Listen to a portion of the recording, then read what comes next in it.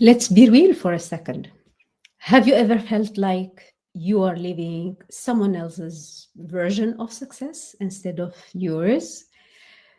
Do you wake up like dreading another day in a job that no longer excites you, that no longer challenges you or fulfills you? Do you feel stuck in a cycle of expectations, stability, and shoulds while your true self is really buried under all of these? Now, if so, you are not alone.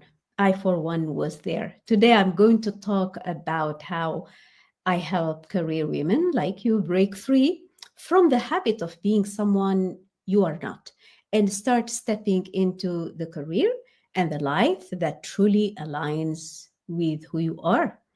Hello, good evening. My name is Dr. Nabila Diab, CEO, founder of Transformative Consulting, where we help amazing career women transform their careers and their lives and live life on their own terms. So, if you are feeling like disconnected from work, like stuck in a career that no longer serves you, or constantly questioning, is this really it? Then this episode is for you. It's your wake up, consider it your wake up call. And we are going to talk about why staying in a misaligned career drains your potential. Second, how to break free from the autopilot mode and reconnect with your true self, because this is really, really important. Now, three, or the third point in today's talk, we are going to talk about the mindset shifts that will help you own your next move. And last but not least, you know this by now, we always end the session with practical steps to start shifting towards a career that fits you. So let's dive in. So, what is the problem we are talking about here? Basically, why you feel stuck in a career that no longer serves you. Let's start with a big question. Why do so many career driven women stay in jobs that no longer serve them? Here's the truth: your career identity has become a habit. You are not intentionally living that career, but it has become a habit. And you've been conditioned, so to speak, to follow a path of security, of approvals, your boss, your next line up, the CEO. So you've been conditioned to follow this path of security, approval, and external validation. So much so that even when your intuition tells you this isn't anymore, this isn't fun anymore, this isn't inspiring anymore, this isn't like a source of learning anymore, you still stay. Now, common reasons why women stay stuck: they fear change. The unknown feels scarier than the discomfort of staying. So the second thing is financial security. Of course, you worry about whether you will sustain yourself if you leave, if the kids will be fine, and so on and so forth. And number three, external validation.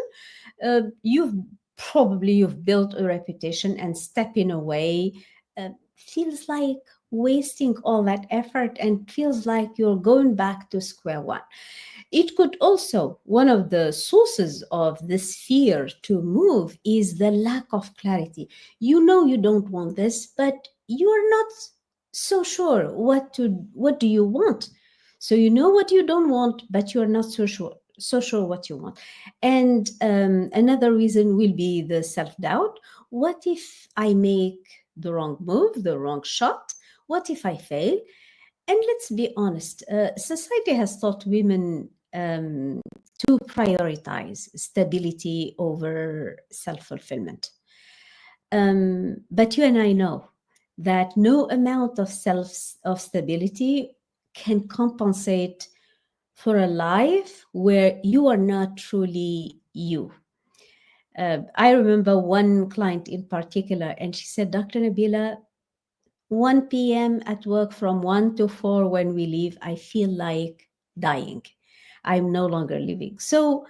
Um, so you don't need another 5-year plan or another certification or another MBA or permission from anymore to change. You need to break from the habit of being someone you are not. And that career is no longer fulfilling you. It's become a habit rather than something that is giving you pride, prestige, status. Um, so um, now, step one, let's identify who you are without the labels. The first step into changing this, into breaking the habit of being you, let's say the manager, or being you, the director. You yearn, you really know you deserve to be VP or to be CEO or to be director, yet um, you've you've become accustomed to the label of being the manager. So the first step in breaking into the habit of being you is asking yourself, who am I when I give up, or when I strip away the job title, the expectations and the labels? So when the manager title or director title is taken from your name, you ask yourself, who am I going to be? So many of us define ourselves by our career. That when we feel misaligned, it creates an identity crisis. But you are more than your job. You know that. You are more than your job. So you can dissociate yourself from the title by doing this. For example, you write down everything you so much love doing, not just in work but in life. Reconnect with that place of intuition, that place of you being you, the human being, the mom, the daughter, the wife, the uh, everything apart from work. So think back to moments when you felt alive, when you felt creative, when you felt fully yourself. What were you doing? And ask yourself, if I had to build a career around my strengths and values, what would it look like? This is such a great exercise. If you can seat yourself on this Ramadan evening after iftar, pen and paper, and you're just sitting there and you ask yourself these two questions. Write down everything you love, everything you love doing, not just work, just in general life. And then ask yourself, if I had to build a career around my strengths and values, what would it look like? Once you start identifying who you truly are, you will realize your career should be an extension of you and not a limitation.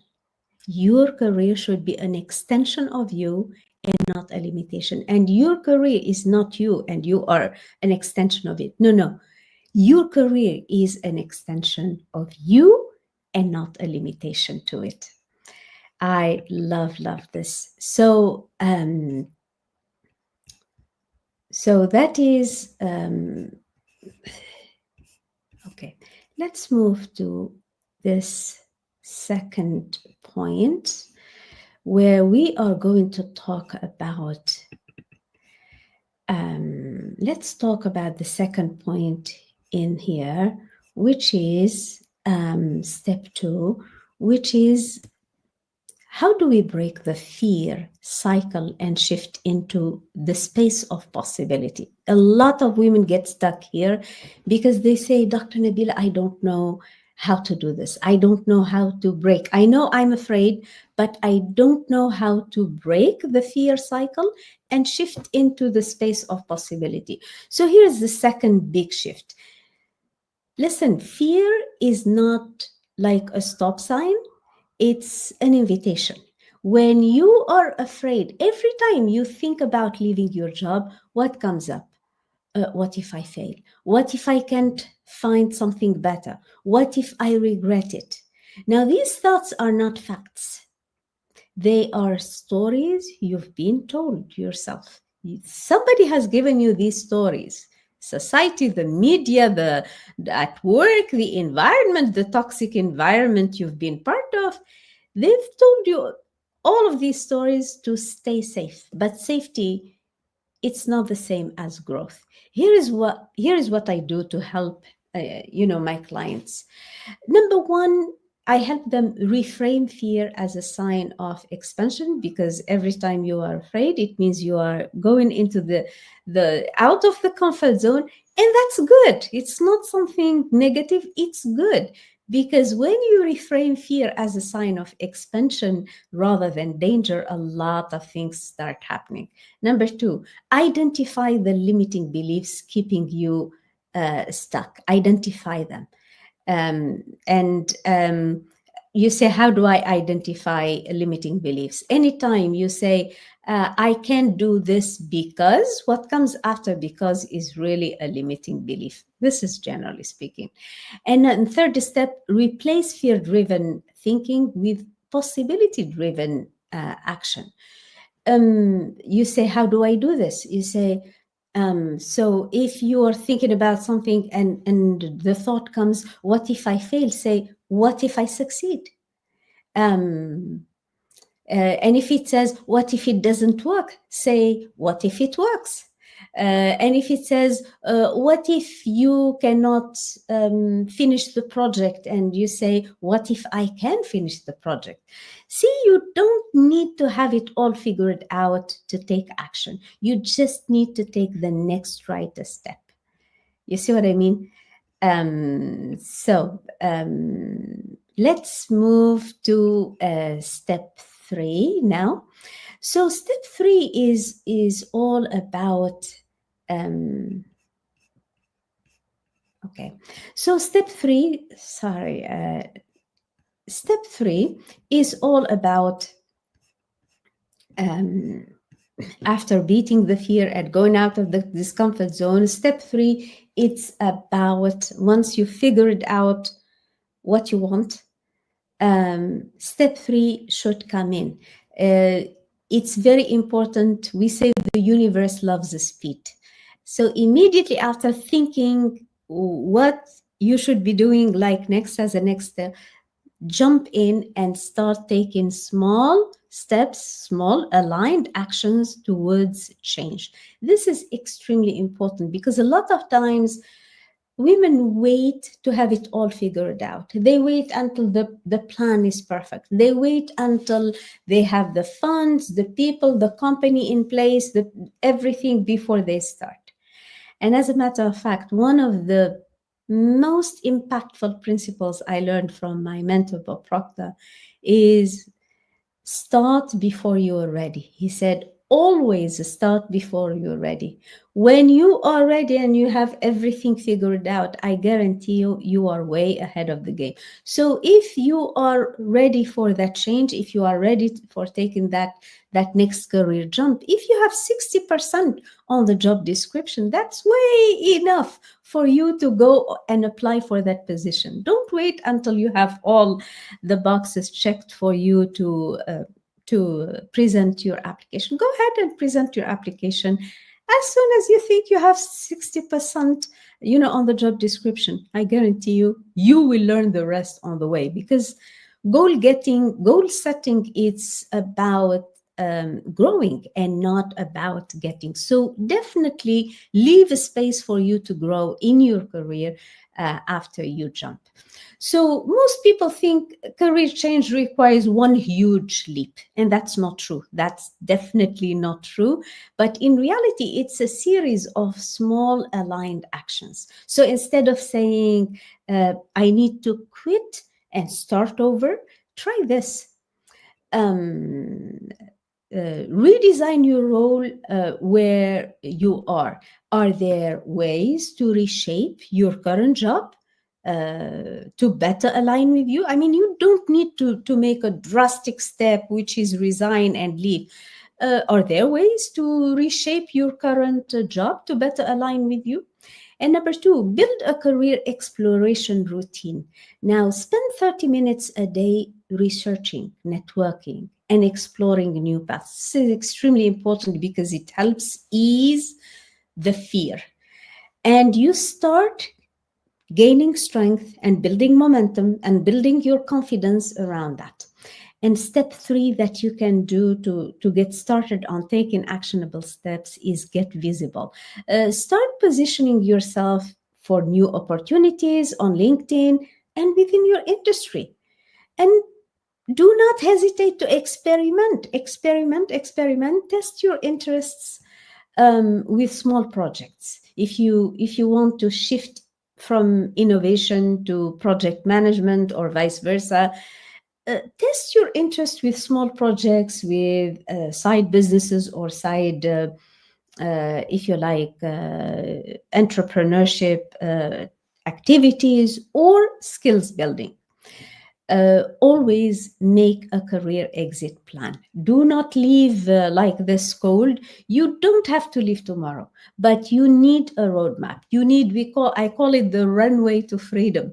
Build a roadmap that makes you transition like a strategic and intentional. It's not a surprise effect. So every step you take towards your own alignment weakens the habit of staying stuck. So in a nutshell, if there is one thing I can leave you with for you to be able to maneuver your next career move, is give yourself permission to choose you. Hit the button, pause, and reflect. Do I want to be continue the me that is in this position? If the answer is no, for too many days, as Steve Jobs says, maybe it's time you rethink that habit you created around being in your job. So final thoughts is give yourself permission to choose you. Give yourself permission to change. Too many women wait for the perfect plan, the full certainty. They wait for someone to tell them, yes, you can, and so on. The husband, the dad, the mom. But guess what? No one is coming to save you. No one is coming to take that decision in your place. People can take the decision in your place, but is it the right one for you? I'm not so sure. So you have to choose yourself first. And if you are waiting for a sign that it's time to step into a career that actually fits you, consider watching this video. This one. This is it. So to recap, breaking into the habit of being you in a career that no longer serves you means identifying who you are beyond your job title. 2, break the fear cycle and shift into the space of possibility. 3, take a small aligned action towards career change. 4, give yourself permission to choose you. Now, here's my challenge to you. What is one action you can take today to break free from a career that no longer serves you? And DM me the word career on LinkedIn if this resonates with you, and let's talk about what's next for you. Thank you so much for tuning in to Quantum Leadership Hacks. Your career should not define you. You should define your career. And until next time, keep leading, keep evolving, and stop waiting. Bye for now.